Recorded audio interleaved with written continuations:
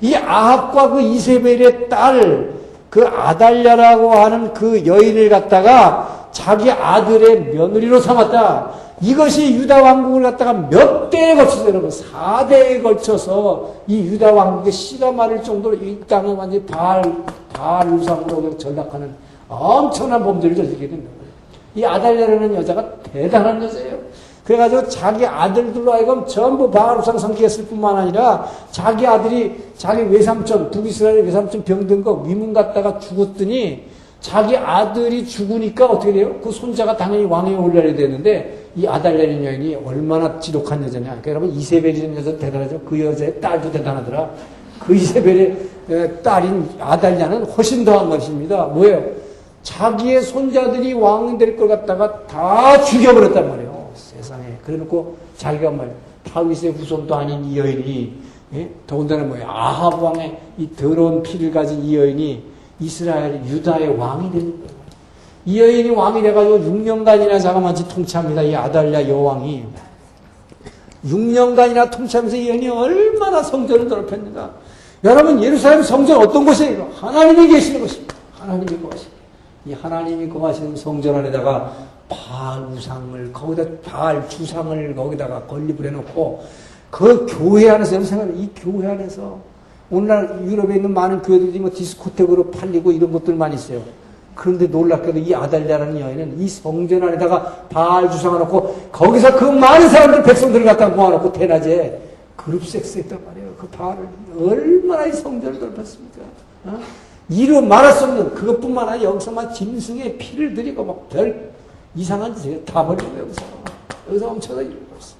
그러니까 이렇게 여러분 며느리 하나 그 집안에 잘못되면 큰일 납니다. 큰일 납니다. 이것이 아주 이 유다의 역사를 통해서 분명히 나타났어요. 4대가 여러분 4대째 걸쳐있는데 이게 엄청난 저주를 받게 돼요. 이 여인 하나로 말미암아. 그래서 결국은 뭡니까? 이 아달랴 여왕의 결국 이렇게 계속 죄를 짓게 되니까 그 당시에 제사장이었던 이 제사장 여호야다라는 사람이 이 여호야다가 구데타를 일으키게 되죠.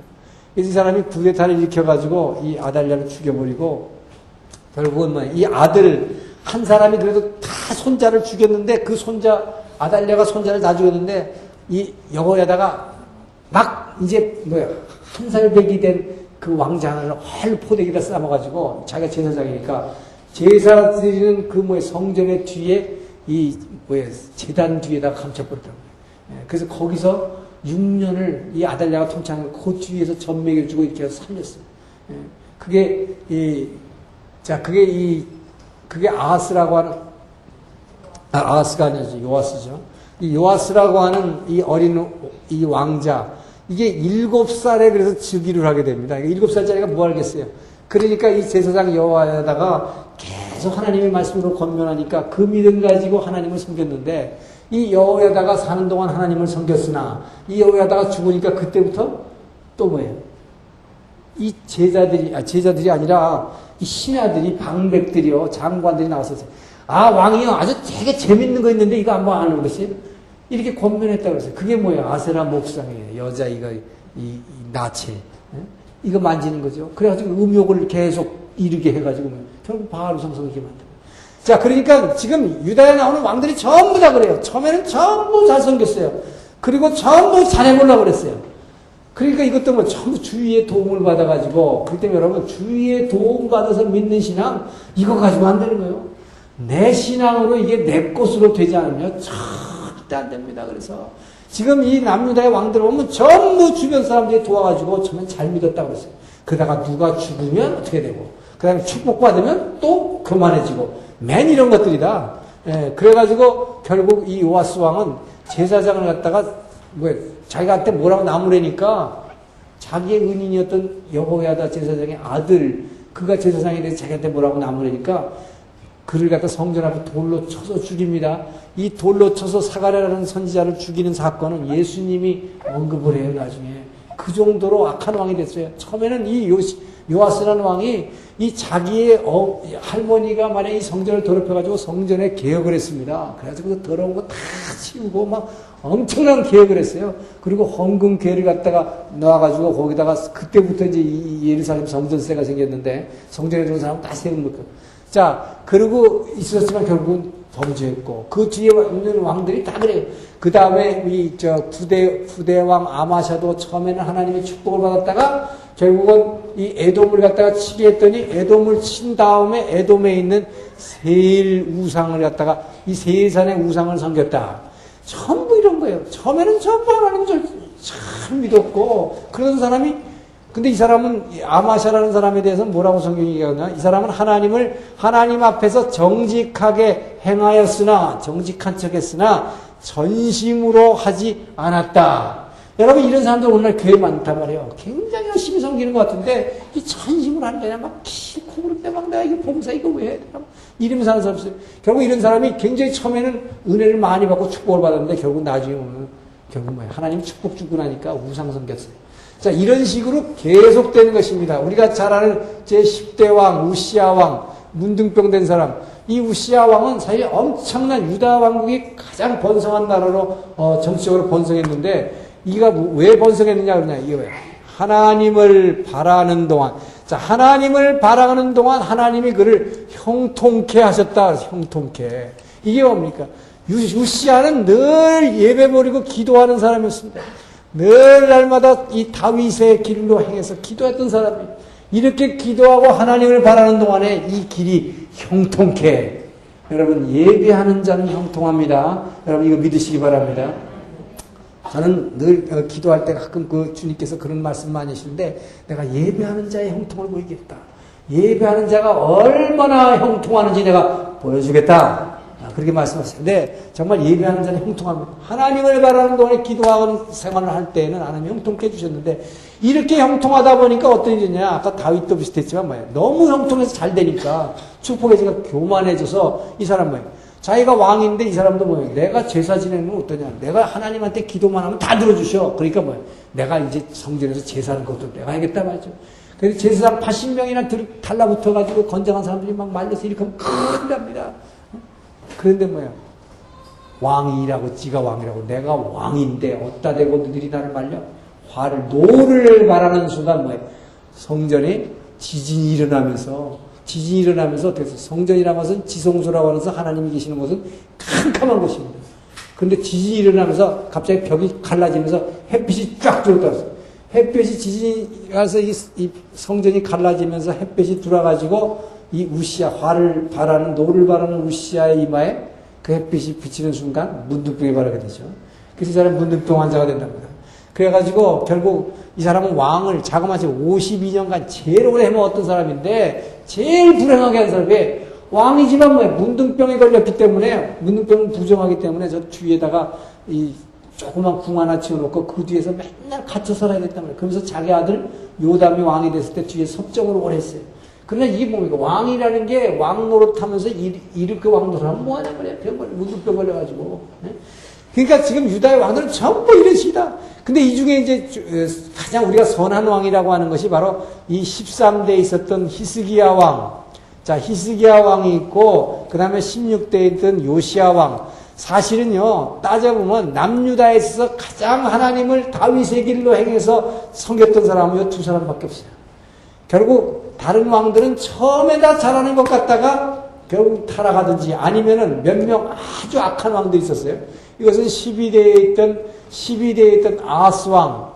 이것은 아주 끊임없이 아수르를 이 나라를 지키기 위해서 자기가 하나님을 바라지 않고 이 아수르에다가 조언 바치고 아수르의 신까지도 섬겼던 사람이에요. 이 나라를 자기가 지키겠다고. 왜? 북이스라엘하고 수리아가 계속 와가지고 치니까 아수르에 의존하기 위해서 아수르가 섬기는 신까지 섬겼던 사람인데. 자, 그랬을 때 이렇게 악한 왕, 이 악한 왕 아하스 같은 사람도 있었지만은 또 이 아하스 왕을 통해서 참 뭐가 활동하냐. 이때 여러분 이사야 선지자가 활동하게 됩니다. 하나님께서 이제 남유다에도 결국 북이스라엘도 멸망하기 시작할 때에 이 타락의 길로 걸을 때에 엘리야와 엘리사를 보냈을 뿐만 아니라 북이스라엘은 아모스와 호세라고 하는 이제 예언자의 선지자, 예언서에 나온 선지자들 보내죠. 자, 남유다에는 이때부터 이제 이사야를 보내가지고 유다가 멸망으로 향할 때 하나님께서 뭘 여기서 예언하게 하시느냐. 바로 12대 아하스 왕 때에 이 아하스가 끊임없이 하나님을 바라자고 아수르의 조공만 바치고 아수르 신을 다 섬기니까 이사야가 그랬어요. 아하스에게. 예?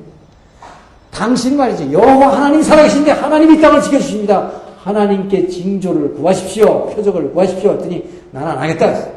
자, 그랬때 이사야를 통해서 준 말씀. 이것이 바로 이사야 7장 14절 메시아의 예언입니다. 당신이 왕이 하나님께 징조를 사인을 구하지 않으므로 오히려 하나님께서 당신에게 징조를 사인을 보이리니 그 하나님이 보이는 사인은 뭐냐? 처녀가 잉태해서 아들을 낳으니 그 이름을 임마누엘이라 하라.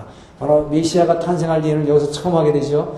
자, 그리고 나서 이사야 9장 6절, 이게 전부 아하스와의 대결 과정에서 이사야 9장 6절을 통해서 우리에게 한 아기가 낳고 한 아들을 주신 바 되었는데 그 어깨에는 정사를 메었고 그 이름은 기묘자라 모서라 천능하신 하나님의 아들이야. 이게 뭐야?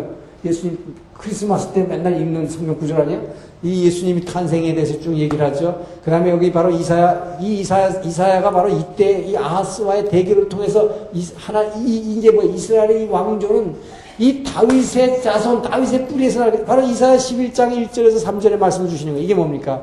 이새의 뿌리에서, 이 다윗의 자손에서 한 싹이 나서 결실할 것이면, 한 싹이라는 얘기 뭐예요? 어떤 다른 싹이라는 얘기. 한 싹이 나서 결실할 것이다. 그리고 이새의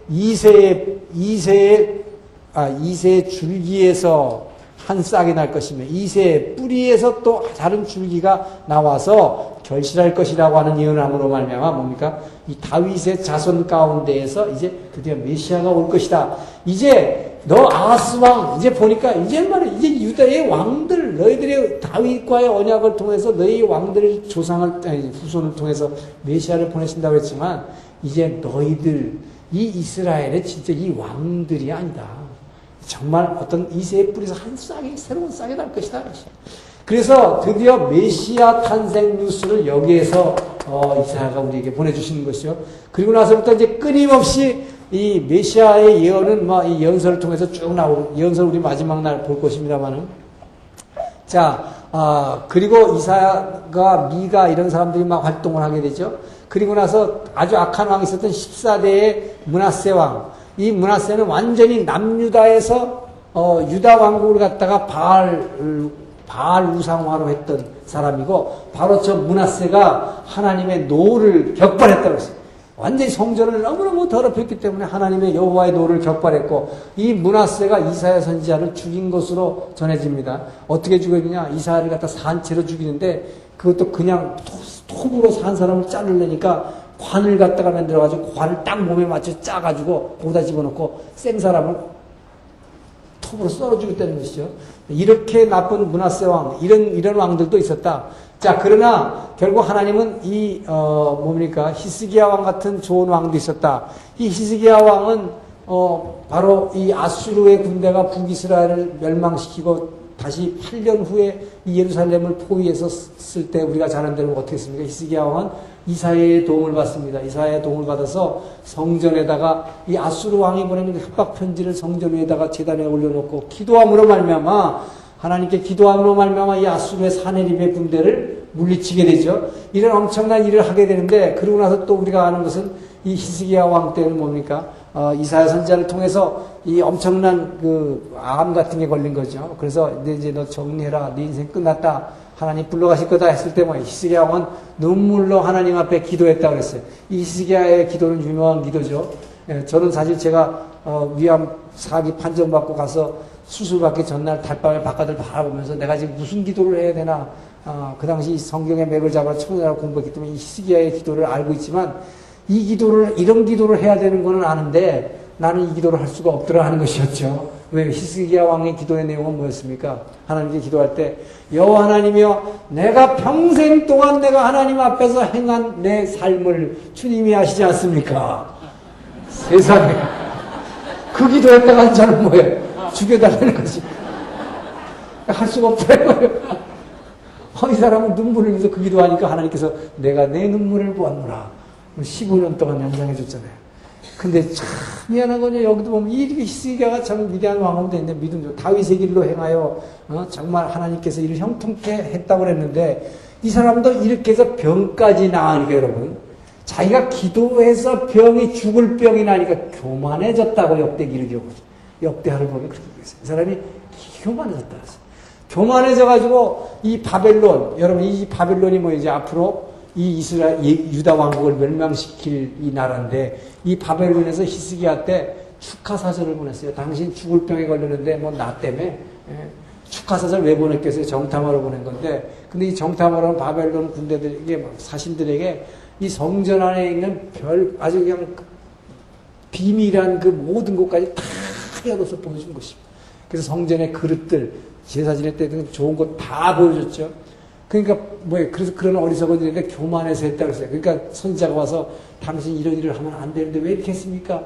그러면서 이렇게 하면 바벨론에서 망할 겁니다. 했더니 히스기야라는 사람 뭐라는 줄 알아요? 여러분 그래서 기도를 아무리 잘해가지고 자기가 기도의 응답을 많이 받아서 대단한 믿음 가졌다는 사람 이래가지고 자기 자아가 이렇게 올라가면 어떻게 되느냐? 뭐라고 대답한 줄 알아요? 내 때 망하지 않으면 된다 그랬다 이 말이에요. 히스기야가 이렇게 무책임한 사람이에요. 바벨론에서 망할 것인가 했더니 하나님은 내 때는 망하게 안 하고 왜 하나님은 기도하는 사람에게 절대 그래. 항상 여기 보면요. 내가 내 눈물을 보았으므로 너 때에는 이런 일이 일어나지 않게 하겠다. 하나님 꼭 그러세요. 예? 그러니까 그런데 뭐예요? 내 때만 안 망하면 된다. 이게 얼마나 무책임한 사람이라고 그래요. 그러니까 결국 보니까 제대로 된 왕 하나도 없더라는 것이죠. 이 사람은 굉장히 히스기야 왕이 이 남북 이스라엘 전체를 통해서 제일 훌륭한 믿음의 사람으로 돼 있어요. 그러나 이렇더라 이 말이에요. 결국. 자, 그리고 바로 16대 가장 이제 이 남유다, 북이스라엘 통해서 제일 진짜 믿음의 사람은 요시야 왕이었어요, 16대. 이 요시야 왕은 정말 다윗의 길로 행하여 좌로나 우로나 전혀 치우치지 않았다. 그래서 완전히 다윗과 같이 오직 성전만 바라보고 하나님께 기도하는 사람이었어요. 그래서 이 요시야 왕 때는 종교개혁을 아주 굉장히 했죠. 그래서 성전을 완전히 정화하고, 워낙 중간중간에 막 더러운 왕들이 성전을 다 더럽혔기 때문에 성전 정화 작업을 하다가 성전에서 헌금궤를 발견했는데 그 안에서 신명기 원본을 발견하게 되죠. 요시야 왕 때. 이 신명기 원본을 발견했을 때 요시야 왕은 옷을 찢고 통곡했다고 했어요. 왜 옷을 찢고 통곡했느냐? 신명기란 게 뭐냐? 말이에요. 신명기 사관이라는 건 제가 말씀드린 게 축복과 저주의 길입니다. 근데 이 신명기를 보니까 신명기는 축복만 얘기하는 게 아니라 뭐야? 하나님의 말씀을 순종할 땐 축복이지만 순종하지 않을 땐 저주라고 그랬는데 자기의 지금 조상 대대로 내려와서 보니까 축복받게 생겼어요? 저주받게 생겼어요? 저주받게 생겼다. 그래서 옷을 찢고 통곡하는 거예요. 그러니까 여선지 홀다할 때 이게 무슨 뜻입니까? 아니 신명기 원본이 지금 발견되는 700년 전에 모세 때 그 신명기 원본이 발견된 거예요. 그러니까 이걸 보면서 부들부들 떨어서 옷을 찢으면서 그러면서 여선지한테 물어봤을 때 여선지 홀다는 뭐라고 얘기하냐. 그 성경에 쓰인 대로 그대로 다 이루어질 것입니다. 그런단 말이죠. 그 얘기가 뭐예요? 이 엄청난 심판이 저주가 있을 것이다 하는 것입니다. 즉 이제 유다 왕국이 결국 망한다는 것입니다. 그럴 때 하나님은 또 이 선지자를 통해서 그러나 내 때에는 일어나지 않을 것이다. 여러분 근데 저는 이거 보면서 참 웃어요. 내 때 안 일어나면 그럼 어떡합니까? 자식 때 일어난다는 얘기인데 그럼 자식 때 일어나면 괜찮다는 얘기냐? 그럼 어쨌든 그 심판이 일어난다는 것입니다. 자, 그런데 요시야 왕도 이렇게 잘 믿었지만 이 사람은 국제 정세를 잘 판단을 못해가지고 애굽의 바로 왕이 이 아수르를 돕기 위해서 올라옵니다. 그래가지고 이 무깃도로 올라왔을 때 이 무깃도에서 왜 아수르를 도와주러 오냐? 이제 바벨론이 아수르를 치기 시작하니까 아수르가 막 밀려서 도망가기 시작했어요. 그러니까 애굽에다가 동맹을 요청해가지고 애굽이 지금 바로 느고가 아수르를 도와주러 갑니다. 도와주러 갔는데 이게 열왕기상에 번역이 잘못돼가지고 애굽 왕 바로 느고가 아수르를 치고자 하여 무깃도로 행했어야 했는데 치고자 하여가 이제 영어 성경 to help 돕기 위해서 갔는데 왜 도우냐? 바벨론을 대항하기 위해서, 돕기 위해서. 근데 뭐예요? 이때의 요시야 왕은 어떻게 했어야 됩니까? 이거를 돕도록 놔줘야 돼요. 그래야 바벨론은 어떻게 해서든 막아줄 텐데, 이걸 갖다가 막았단 말이에요. 이 국제정세가, 앞으로 이 신흥 바벨론이 이길 칠 거를 모르는 거예요, 전혀. 예, 그래서 결국은 뭡니까? 여기서 이 바로누고를 지가 무슨 힘도 없는데 애굽 왕을 어떻게 막아요? 여기서 무력으로 막다가 이 요시야 왕은 뭐야? 그냥 참 무참하게 죽어버린다고. 근데 요시야 왕은 그러니까 뭡니까? 이렇게 영적인 능력이 많은 사람이지만 왕으로서 정치적인 감각이 없어가지고 무참히 죽음을 당한다. 이 죽음을 당하는 것으로서 사실은 남유다는 20대까지 가는 것으로 돼 있지만 요시야 왕으로 사실상 유다 왕국의 역사는 끝난다고 봐야 돼. 왜냐하면 이 뒤에 오는 것은 전부 꼭두각시 왕들이었다. 자, 이 뒤에 오니까 여호와하스라는 사람을 왕으로 세웠더니 애굽이 뭐예요? 이제 애굽이 관할권 행사하기 시작해. 애굽이 이 왕을 죽였기 때문에 이스라엘의 왕을. 그러니까 뭐예요? 너희가 어때? 너희 마음대로 왕을 세워. 그래서 3개월 만에 폐위시킵니다. 그리고 애굽이 세운 왕, 이것이 여호야킴이에요. 이 여호야킴은 애굽이 세운 왕이기 때문에 이게 완전히 애굽의 꼭두각시 노릇을 하다가 아주 악한 왕이 됩니다. 그래서 이때 예레미야 선지자, 눈물의 선지자가 나왔고, 눈물의 선지자 예레미야가 하나님의 말씀을 선포하기만 하면 이 여호야킴이 어떻게 해서 잡아 죽이려고 막 성전에 와가지고 기다리고 있다가 막 병사들이 죽이려고 그러니까 예레미야가 이 말씀을 감히 선포를 못 해가지고 겁나가지고 두려워가지고 자기 이 제자한테 바락한테 구술해 말씀을. 왜냐하면 원래 선지자들이라는 것은 성전 앞에 가지고 말씀을 써가지고 쫙 선포하게 되는 건데 하나님 말씀 그렇게 못하고 자기 제자한테 그럼 제자가 가가지고 써가지고 와서 성전 앞에서 막 읽어버리고 도망가고 이랬단 말이죠. 그래서 이 여호야김이 그렇게 나쁜 왕인데 그래서 하박국 선지자가 바로 이 악한 왕을 왜 두십니까? 이 악한 자를 왜 하나님 살려두십니까? 항의하는 하박국서가 나온 게 바로 이때다 하는 것입니다. 자, 그리고 나서 이 여호야김은 결국 바벨론에 의해서 죽고 이 바벨론에서 죽으니까 이스라엘 사람들 그래도 웃겨요. 유대 사람들은 왕이 죽으면 꼭 그래도 스스로 왕을 세우는데 이 왕을 갖다가 인정 안 하죠. 강대국이. 그러니까 이 여호야긴을 갖다가 왕으로 세웠더니 이것도 3개월 만에 폐위시키고 바벨론이 와가지고 세운 마지막 왕이 시드기야 왕입니다. 그래서 시드기야는 완전히 바벨론이 세운 왕인데 바벨론을 결국은 배신하는 바람에 결국 바벨론 느부갓네살 왕이 쳐들어와가지고 이제 예루살렘을 갖다가 완전히 파괴하고 성전도 다 부시고 성전이 불타고 이 이스라엘 남북 이스라엘 모든 역사가 끝나는 것입니다. 그것이 바로 BC 586년. 그렇기 때문에 남유다의 역사는 북이스라엘보다 약 130년간을 더 가게 해줬지만 이것이 무슨 남유다가 하나님을 더 잘 섬겨서 하냐? 그것이 아니라는 것입니다.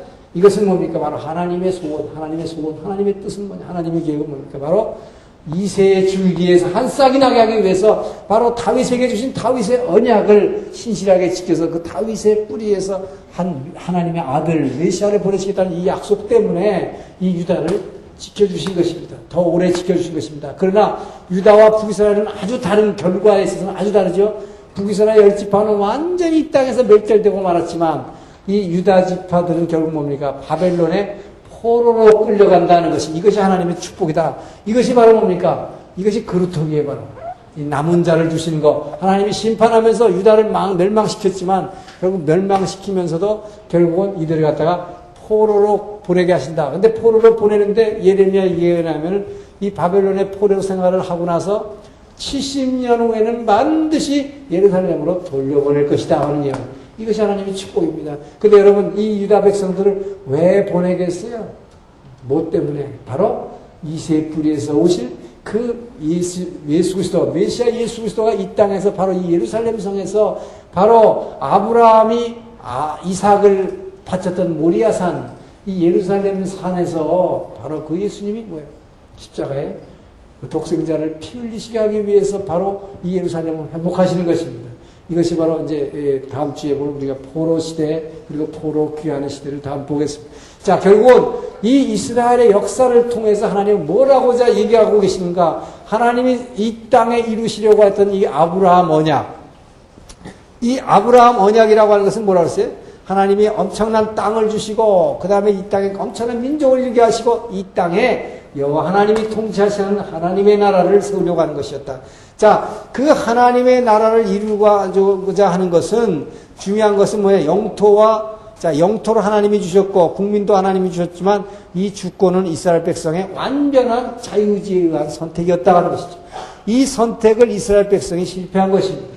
자, 첫째는 이 하나님을 주권자로서 섬기는 일에 이들이 실패했다는 것. 그 다음에 둘째는 뭐냐? 바로 이 하나님을 주권자로 선택하는 게 실패하다 보니까 두 번째 일어나는 것이 뭐냐? 이 백성들이 하나님을 하나님을 왕으로 섬기지 못하니까 무슨 일이 일어나냐? 하나님이 아브라함에게 하나님 나라를 축복하신 이유가 뭐였냐면 이 이스라엘 백성을 선민으로 삼은 중요한 이유는 바로 이웃의 축복의 통로가 되라고 하는 것. 즉 뭡니까? 세계 만민의 복의 근원이 되게 하라는 축복이죠. 세계 만민의 복의 근원.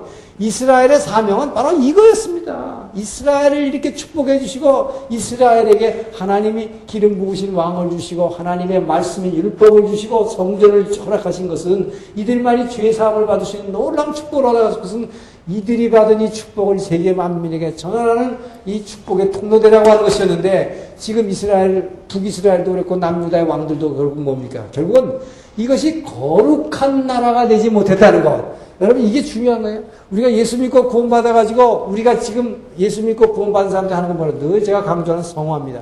우리는 이 성화 학교에 입학한 것입니다. 거룩하게 변화된 것입니다. 우리 안에 찾아오신 그 주님 바로 너희 안에서 착한 일을 시작하시는 이가 예수 그리스도의 날까지 이루시기를 원하노라. 우리 안에 오신 그분이 바로 우리를 이렇게 거룩한 존재로 변화시켜서 그래서 우리는 두렵고 떨리는 마음으로 우리 안에 오신 그 주님을 붙잡고 거룩한 나라로 너희 안에서 행하시는 하나님이시니 그분이 너희로 기쁜 소원을 두고 너희로 행하게 하시니라. 그분이 가지고 계신 나를 향한 특별한 계획, 나에게 하나신 소원, 그 소원을 이루어 드리려고 하는 것. 이것이 바로 우리가 두렵고 떨리는 마음으로 우리 안에 오신 주님을 늘 붙잡고 그분의 인도하심을 받아 나가는 것이다. 자, 그랬을 때 이것이 우리가 이렇게 거룩하게 변화되어가는 이 과정, 이렇게 거룩하게 변화시려고 하신 이유가 뭐냐? 이렇게 우리가 거룩하게 변화되려고 두렵고 떨리는 마음으로 날마다 말씀을 붙들고 그분 앞에 엎드리기 시작할 때에 그분은 우리를 축복해 주신다는 것입니다. 그래서 우리 안에 뭐예요? 천국을 이루어주신다. 우리 안에 하나님 나라를 이루어주신다. 내 안에 하나님 나라를 이루어주시는 이유는 내가 하나님 나라를 이루어야 그리고 바로 이 에덴의 환경의 축복을 받아야 물질의 축복, 세상의 지위의 축복, 모든 자녀의 축복 이 모든 것을 받아야 뭐예요? 그래야 세계 만민의 복의 근원이 돼서 내가 이웃에 이 축복을 전할 수 있기 때문에 그 하나님은 나에게 먼저 축복해 주신다는 것입니다. 이 프로그램은 두란노 바이블 컬리지에서 후원합니다.